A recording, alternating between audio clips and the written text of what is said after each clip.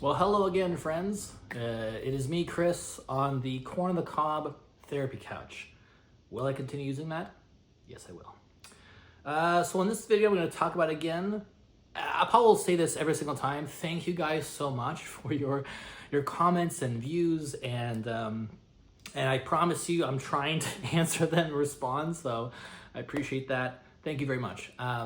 This video, I'm going to go again into some behind the scenes things that I saw as an elder in congregations. It's your first time seeing this video, welcome. Briefly, I was an elder for 7 years, had some close ties with some circuit overseers, did some talks as on the annual pioneer meeting, and just was an elder was used for certain things. So I've seen some things, and I want to provide that details to you guys. So okay, so last few reviews I talked about kind of some back-end politics. We talked about some things I was kind of was seeing. Here's kind of talk about what I saw and other things. One question I saw was about the judicial setup. Like, was I ever involved in judicial issues? I was. There was a few where I was involved in reinstatements, as well as actual quote unquote, what they call it, wrongdoing. Judicial settings. So if you don't know what that is, let me explain how that works from an elder's perspective. So you probably felt, if you were one of Jehovah's Witnesses, or still are, you probably felt sometimes it could be a rumor mill, right? And really enough, it's almost built that way, because if anything goes awry, typically it's reported back to the elders. And so let's say someone was seen with someone who wasn't their wife or husband, or let's say someone's in the car with someone. There's a variety of different situations that can happen in which someone, either a publisher typically, or the individual, sees something and then reports that back to the elders. And so typically the congregations are established with field service group overseers. So you'll have elders have different responsibilities. We talked about the Kobe, right? That's kind of like the major leader of the elders. He still has major authority when it comes to voting in the elders meetings. But then you have ones like field service overseer. This is the one who manages the field service. The ones who are kind of the ones used as field service group overseer. I feel like I messed it up. But they're the elders that kind of have their own small group of publishers that they kind of have authority over, a manager, work with the field service with. And so what will happen here is that, let's say that an elder hears about an accusation. What they'll do is they'll report that to the body. Hey, I heard of something and this might need to be investigated.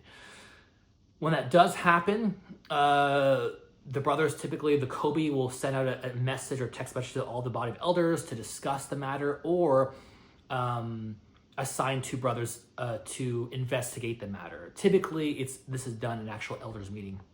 So at an elders meeting, two brothers are voted on to basically investigate the matter further to see if there's any validity in it.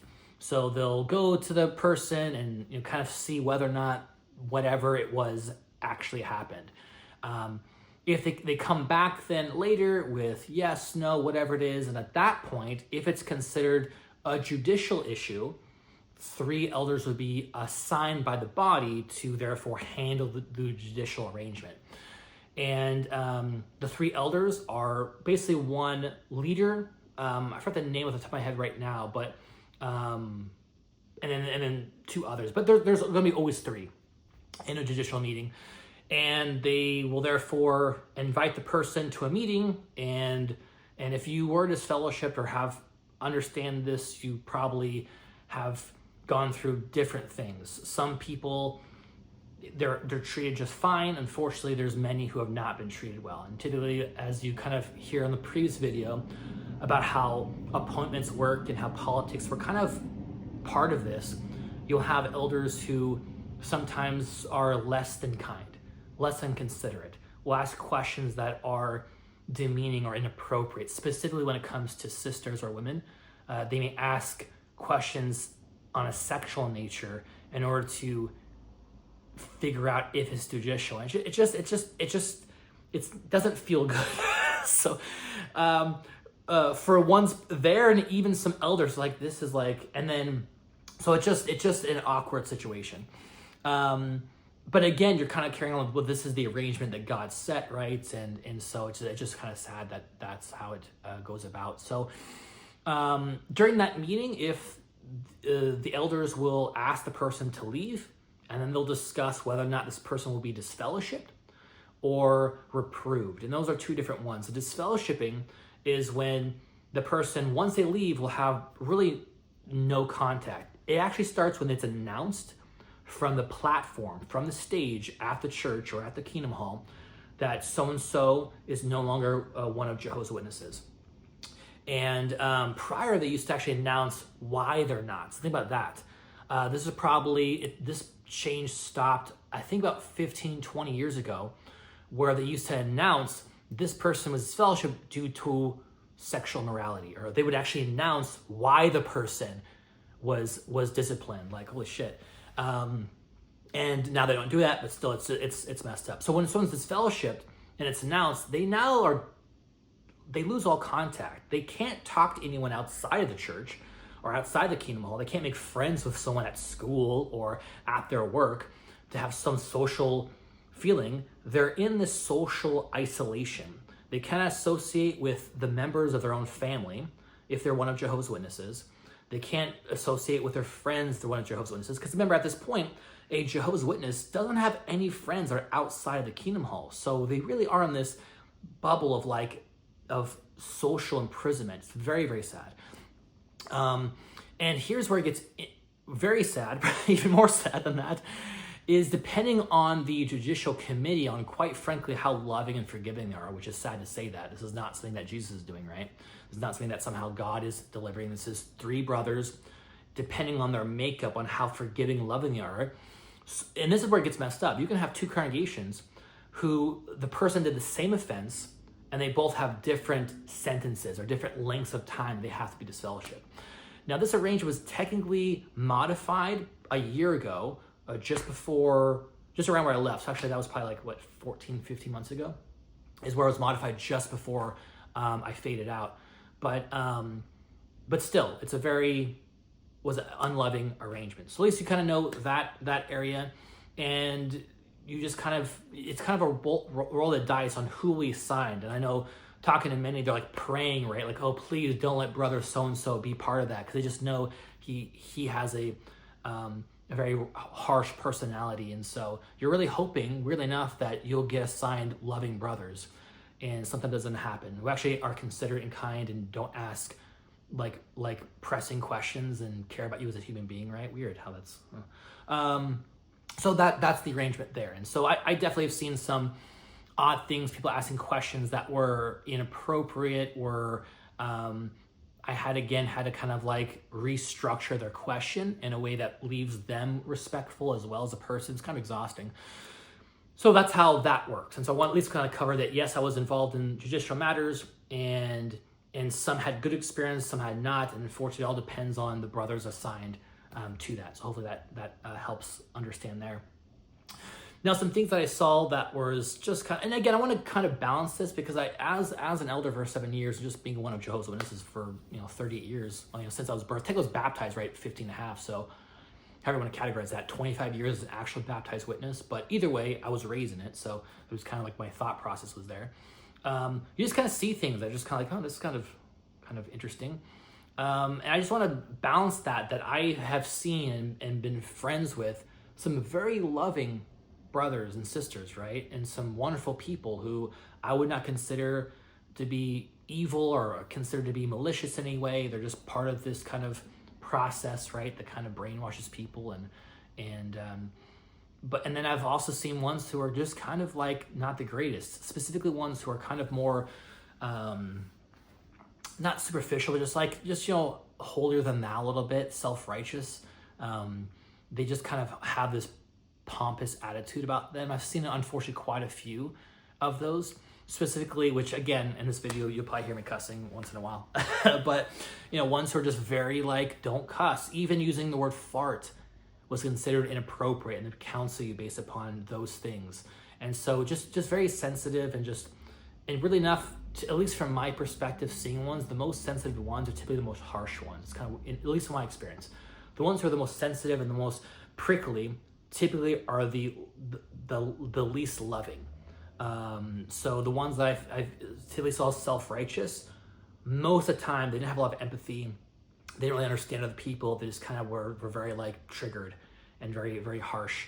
And that's just my experience with that. So I just want to balance that. So, but yeah, I've been in shepherding visits. So I've had a lot of experience in shepherding visits in which, you know, in judicial matters, not a lot. I think it was in 3 judicial committees. And then, you know, just, you know, talking to ones, but it just, you know, dress and grooming was an issue, right? So if someone was not wearing appropriate attire, they'd be counseled. And some elders were very forceful with this. So if a sister came with, you know, her skirt slightly higher than her knees, basically, some elders would be very prickly about that and like talk to the husband or talk to the parents about, you know, they have to make sure your daughter wears appropriate attire. If a brother comes with slightly tighter clothing, all of a sudden he's gay, and all of a sudden like, oh, don't do that. And I would say again, it's the more judgmental, more prickly, more harsh ones that typically do that.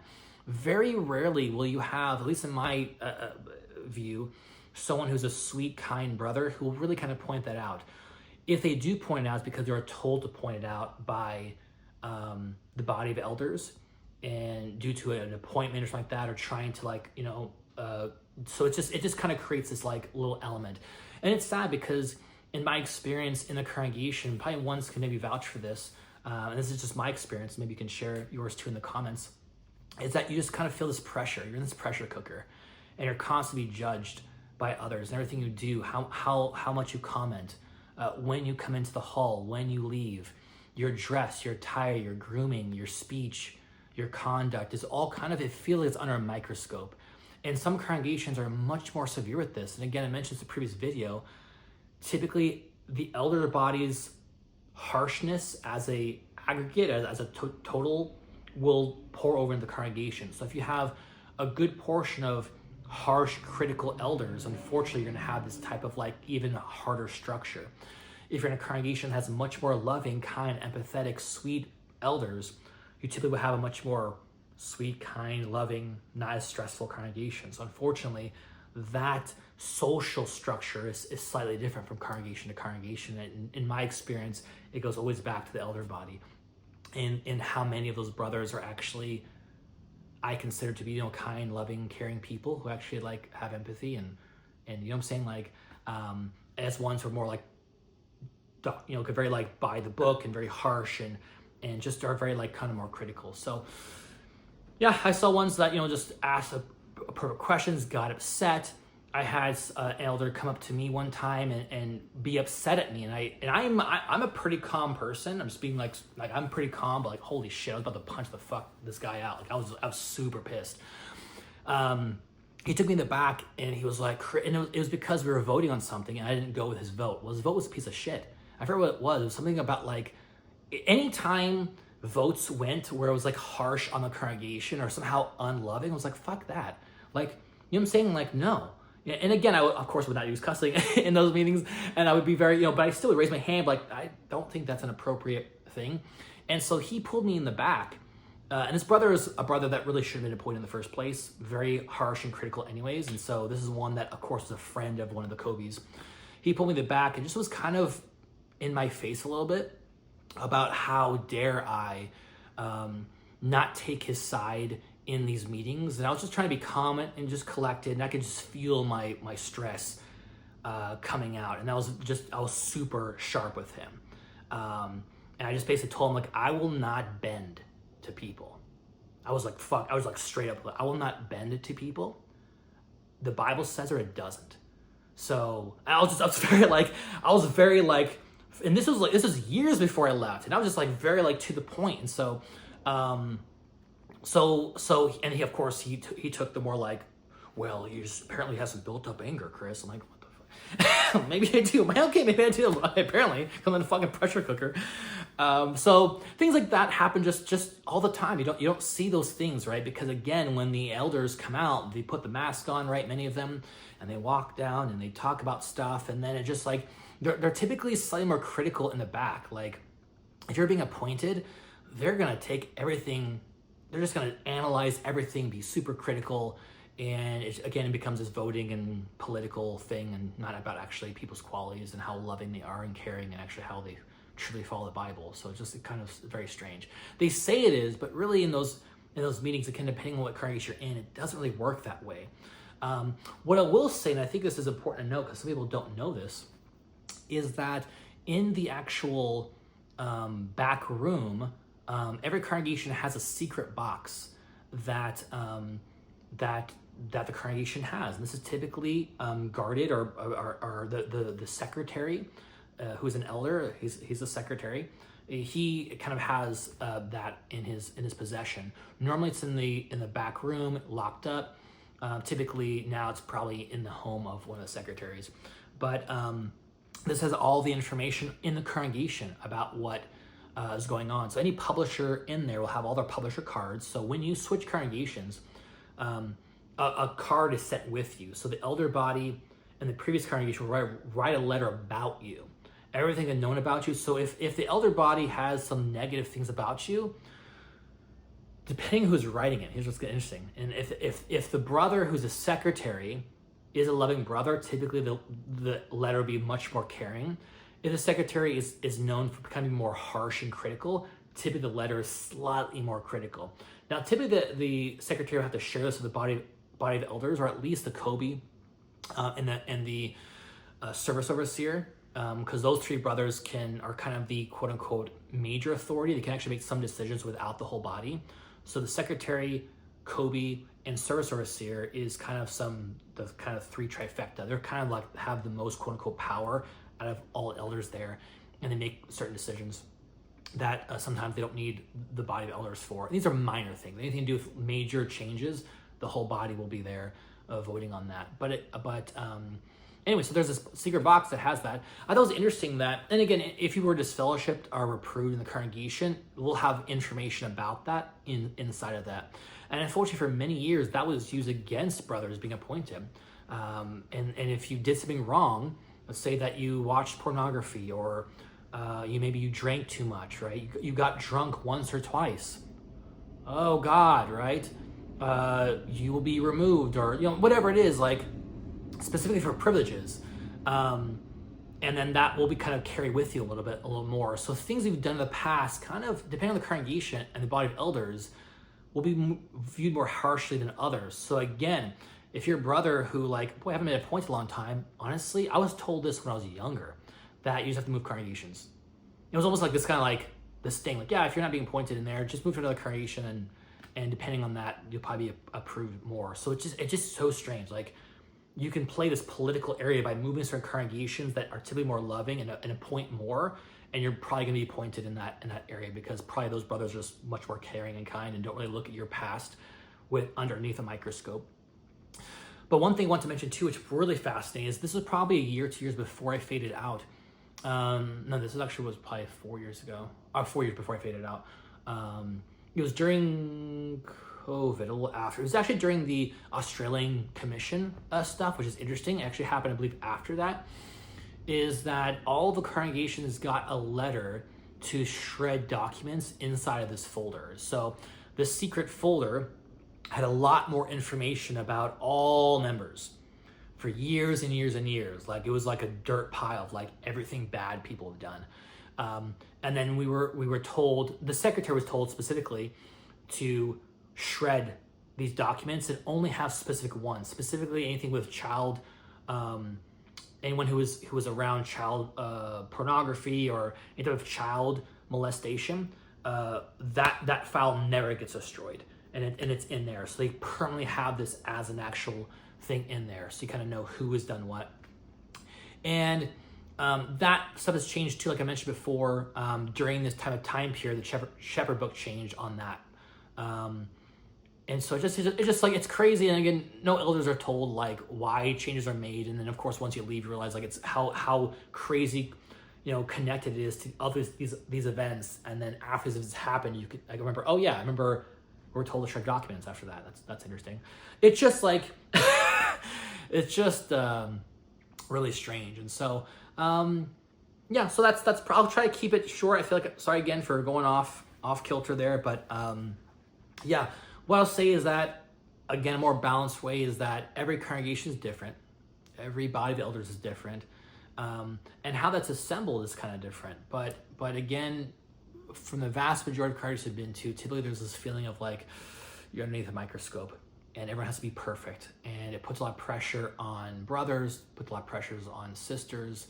And it just is not, it's not super loving. And the branch has made corrections to limit that, like, taking away the time element. Time was used so much in field service on whether or not you were a servant of Jehovah based upon how much time you're getting. Pioneers were treated very special by ones, right? We had outside congregations where they had special pioneer dinners where they would roll out literally the red carpet and have pioneers walk across it. It felt strange. I was like, what the? And of course, the brothers and sisters, and again, not being judgmental, a lot of the brothers and sisters who typically had more of like yeah, we just love that, right? And everyone's like, this is kind of strange. I remember sitting in a dinner, and my friend was next to me. He was a pioneer as well. And I just kind of mentioned, like, shouldn't we be serving the congregation? Like, I mean, just as pioneers, shouldn't we technically be serving them, right? Like Jesus washed the feet of his disciples. He displayed humility by showing love. Why do we have a special dinner and then we're being catered to when it's like, no, like, let's cater to the congregation. Let's be, it just did not make sense to me why that was paraded around. And you had some congregations where I was in one congregation where the Kobe gave a local needs, where he had all the pioneers stand. I kid you not. Had all the pioneers stand, everyone clapped.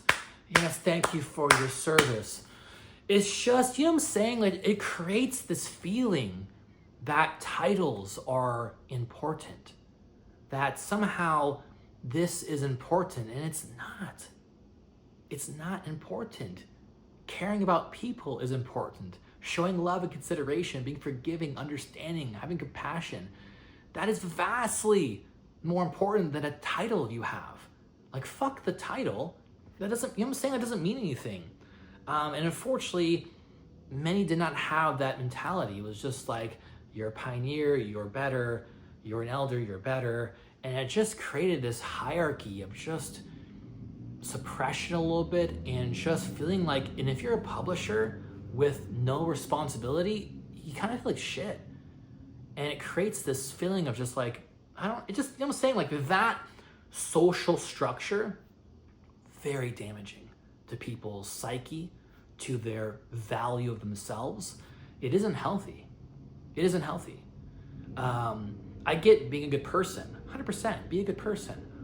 But this microscope and this poking and prodding and your skirt is too short and this, and how come, you're not being appointed because your wife isn't supporting you in this way. It becomes this weird, it becomes this weird area where it's just like, it doesn't feel good. And so those are a few things that happened. I feel better now. And it's hard because there's so many stories, but that's probably a good take. I think you guys got a decent amount. There's a special container, and hopefully you can relate to the whole like social pressure to conform and be like this perfect person and not make mistakes. And if you're not, you just feel like shit. You have a lot of good people who are just barely surviving. They're barely surviving, and they're sacrificing, and it is actually sad. So for me, when I see Jehovah's Witnesses on the cart, I'm saying? I don't look at them and saying, oh, how dare those cult people. And again, I'm not passing judgment if that's how you have dealt with that. For me, I see people who are suppressed and people who are trying to do their best, and they're just tired, and they're just trying to do their best to put forth energy because they're looking forward to some time period in the future. And it's hard for me not to be like, So I passed by and like, hey guys, how are you doing? Like, hope you guys have a good day today. Like, I don't know, just, that is how, again, this is me. I'm not trying to say that's a better way of doing it. Just when I left, that was the take that I gained or took away from that. So okay, well, thank you friends, I appreciate it. It was nice. Hopefully my therapy was your therapy, and if not, hopefully it was entertaining to some degree. So I'll try to post these videos like more regular, like at least once a week, and sharing that stuff. I have a lot more things to talk about. If you have specifics, let me know. Again, I deleted all my information before on the Shepherd book. I don't have a copy of the Shepherd book. I don't have all my articles because I just deleted them all. So yeah, it's kind of, I had a lot of information, and honestly, I just don't care anymore. See what I'm saying? I just, to me, it wasn't something I wanted to actually carry with me. And I'll probably talk about in the future too about Christianity and just my view of the Bible, and just kind of what I took as just being a pastor or an elder, and just studying the Bible, just kind of where I'm at right now, and just sharing it with you guys. So anyways, hopefully this video was also good for you guys. And again, I'm just being real. I'm just going to share myself, and hopefully you guys appreciate that, which I feel like you guys do. So thank you very much. So have a wonderful rest of you guys' week, and thank you again. Bye.